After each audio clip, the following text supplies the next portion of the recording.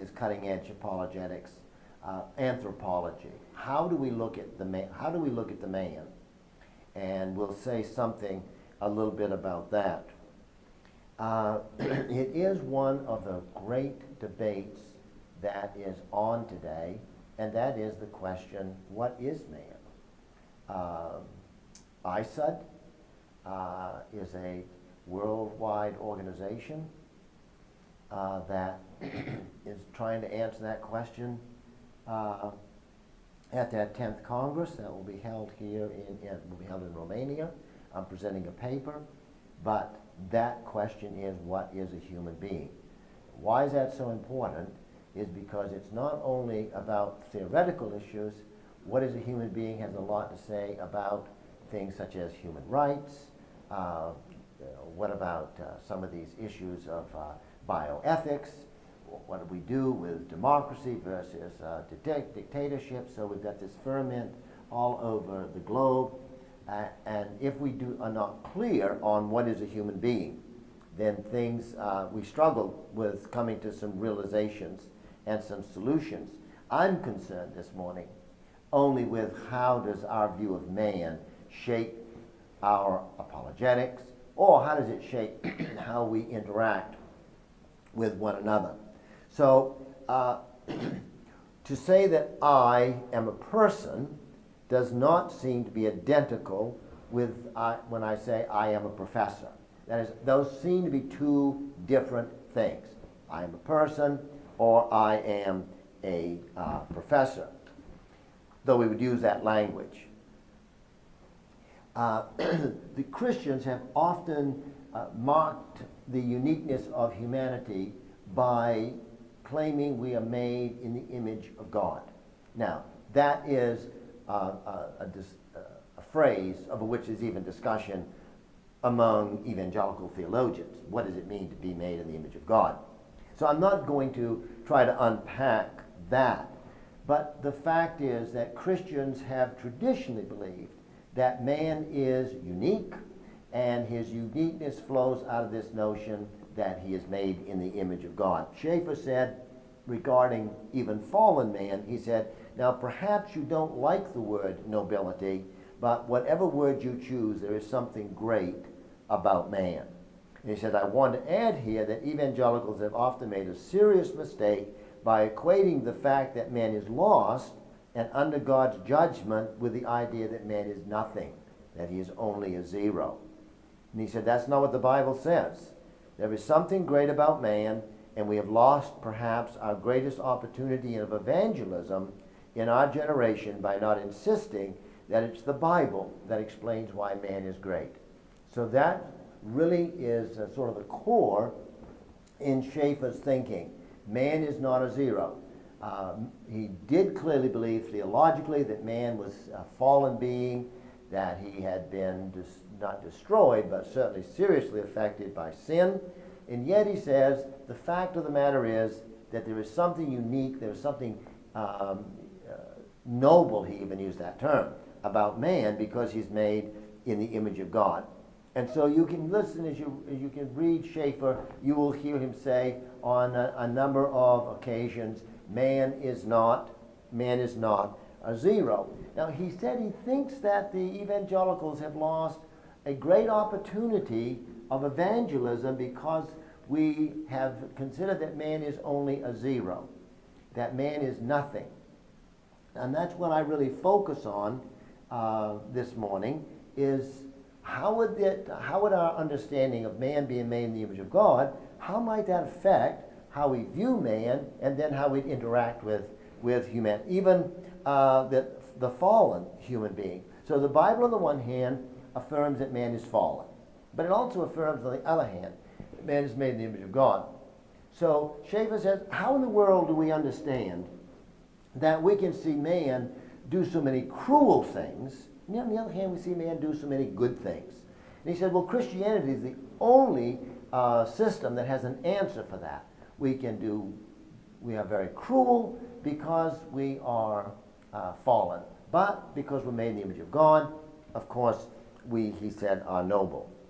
So this idea that man is unique, and as Paul points out in Acts chapter 17, in verse 26 through 29, that there is a commonness to humanity, that we are made, I think the King James says, we are made of all one blood. Other translations use all one humanity or something like that.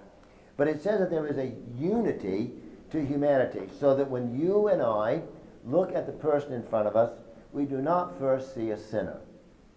We first see a human being. And that makes a large difference in how we engage. And that humanity is made for the transcendent.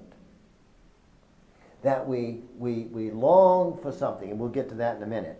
It is interesting to me that Nietzsche, 6 months before Nietzsche leaves the public eye, he goes and lives with his mother for a number of years. She dies, and he goes and lives with his sister. But you know enough about Nietzsche to know that he was a nihilist or a nihilist.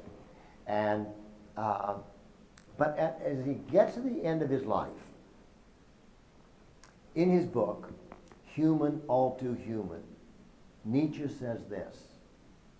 He said, how strong the metaphysical need is, and how hard nature makes it to bid it farewell, can be seen from the fact that even when the free spirit, that would be Nietzsche, I don't have anything, has divested himself of everything metaphysical, the highest effects of art can easily set the metaphysical strings, which have long been silent or indeed snapped apart, vibrating once again in sympathy. He feels a profound stab in his heart and sighs for the man who will lead him back to his lost love, whether she be called religion or metaphysics. Here is somebody who says there is nothing. We are in the great abyss, and yet, he says, when I see a great piece of art, I feel a stab in my heart. I long for the metaphysical. And I think that is something that only comes about because we are humans, and it is a great opportunity for us in speaking into the human race. The fact that our world is rational, that it's structured in a rational way, we don't reason this way. We don't put something on our world to make it rational. In fact, it is rational itself.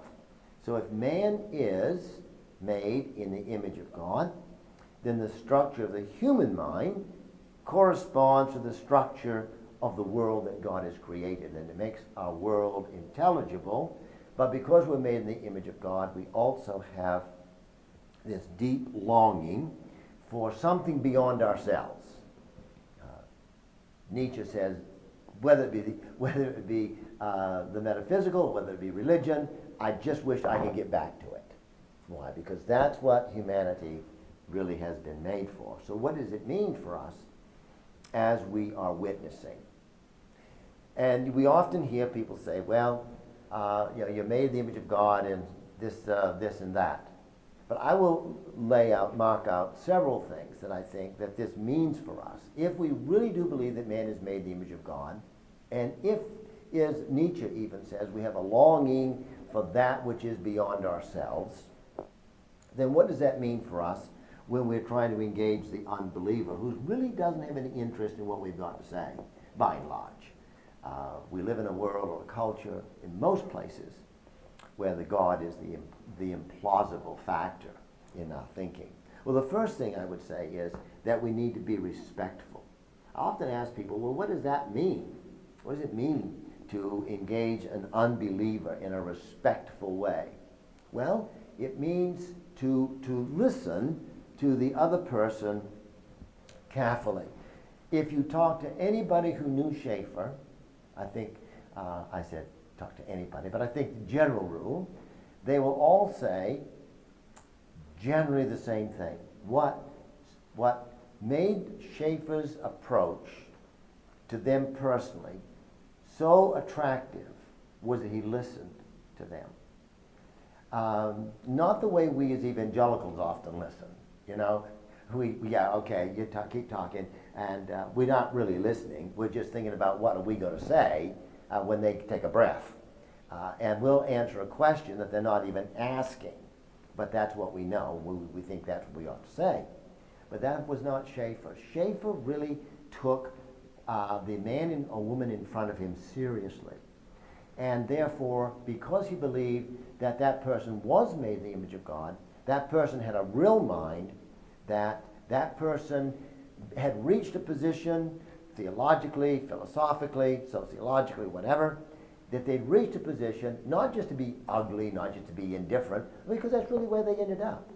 And what Schaeffer wanted to do is to listen to their thinking to see why is it they think the way they do, and then Schaeffer would come along and help them to see, if they didn't have a Christian worldview, that their way of thinking would lead them to an impasse somewhere down the road if we followed that logically. Just as in today, if you talk to somebody who's a naturalist, listen carefully to the naturalist.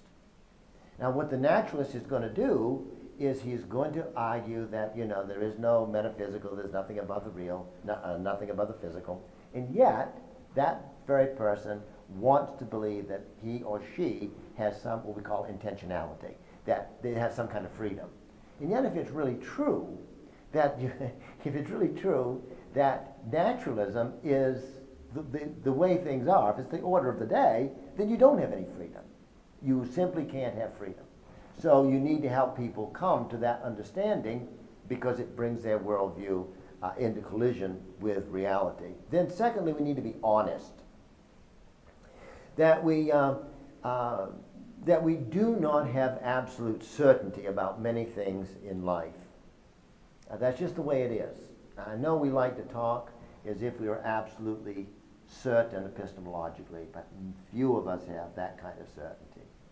That doesn't mean we don't have conviction, that doesn't mean we don't have confidence, doesn't mean we don't have assurance, but we don't know absolutely. And for Schaeffer would listen as if there was a possibility he could be wrong. That's what made him such a good listener. Because he really listened intently. And that if you can give me an explanation that fits and it's better than what Christianity, then I'd have to listen to you. So he listened to people that way because he listened with a deep honesty. He realized that he had some doubts in life.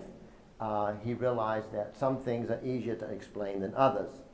The next thing from that is to listen to learn the ideas of others. How do other people think? Don't forget that the unbeliever, although you and I may disagree with her point of view, still has a point of view. Respect ideas even when you disagree with those ideas. You can have, the next is to have confidence, but not dogmatism. You ought to be able to speak with confidence, have what we call epistemological humility. Because you and I have fallen, we do not have perfect knowledge, we're fallen, we're finite. So it's important today as that is what's being lost. Now all of this is so much more important today than it would have been in Schaeffer's day, because there's a tremendous loss of humanity today. And I want to speak to that because that's why a good view of humanity in our witnessing speaks into a world that is losing its humanity. And yet we are, just like Nietzsche said, you can't get rid of your humanity. It's who we are. So this great loss of humanity. And I've gleaned some of these ideas from Roger Scruton, though I don't want to blame him for anything that I would say, but that there is this social media, media technology in general, are creating habits of the mind that are quite destructive to humanity, and that can be demonstrated by a number of studies that have been done. You can communicate with people, but you communicate with them without being face to face. And so we engage one another with anonymity. And that allows us to say things that we wouldn't possibly say if we were face to face. And I would argue that this breeds an indifference to the whole idea of humanity. It's what I call the loss of men without faces. Lewis says men without chest, we have men without faces today. We have lost our humanness. And yet Christianity is the one belief that can, a system that can speak into that humanity. Humanity is so inseparable with who we are. Even though humanity is being defaced, we are who we are. And Schaeffer recognized that, and we need to recognize that, because we have something that goes right to the very heart of the great need today. That we treat people with this kind of respect, and we go face to face with them. By the way, I'm not saying that you can't use social media and all that. I'm not saying that. But I am saying that in this culture that is being created by social media, we are seeing an increase of a almost anti-humanitarian humanness that's going on. You and I are made for the garden. Is that true? We're not made for death. We're made for the garden. We're made for communication. What do we learn in the Bible? That in the book of Genesis, we find that God comes into the garden at the cool of the day, and he talks with Adam. Because there's this face-to-face. We're made for the garden. We're also made for truth, goodness, beauty, and unity. Much of today, what is being lost. I remember speaking with a young lady. I was in an Eastern European city, and I was doing an interview for state television. And as we were walking out into this garden where we were going to do the interview, this young lady, very articulate Russian young lady, said to me, she said, well, why do we suffer so much? And she was speaking of the Russian people. And I said, well, my dear, why do you think things ought to be better than they are? Where'd you get this notion that there ought to be, that you ought to have this kind of peace? And she said, well, I don't know. I said, well, you haven't seen it. She said, well, no, I've never seen it. So I said, where did this idea come from that you're longing for? And she said, I don't know.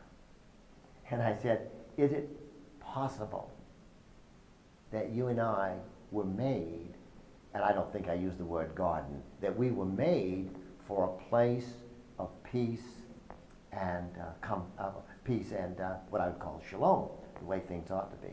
And she had never thought of that. Now, why does she have this longing inside? Just for one reason. She's a human being. We weren't made for this. We were made for something else. And I would suggest we are made for the garden. So as we speak the gospel into the lives of people, we must realize that we must not do this in just some kind of cold, calculated way. Give them the information. I can do that over the internet. What I can't do is exchange humanness for humanness in the dispatch of the gospel unless I'm face to face, which does not mean that we don't use these other mediums for communication. What I am saying is that as human beings and as Christians, I think we need to make much over this matter that man is special. He is noble, even though he has fallen. So that we communicate, we understand what it is that is internal to mankind, that there is this longing, this is a sense for, as Lewis would have said, this sense for joy, a sense for the eternal, the sense for peace, the longing for that which is true, the longing for that which is beautiful. And I'm saying, as evangelicals, that becomes a point of contact for us as we engage humanity. So we do it, we engage humanity, I would say, almost in this way, that we engage humanity as it was intended to be before the fall. We still must see that humanity it still shows traces, almost what we call subliminally. And we must aim at that because we know that's for what the human heart was designed. So Lewis did the same thing. Schaeffer worked out a little bit differently, this idea of recognizing what the human heart that longs for. We long for certain things. So just thinking today about engaging how much this idea of the image of God should impact our engagement with humanity.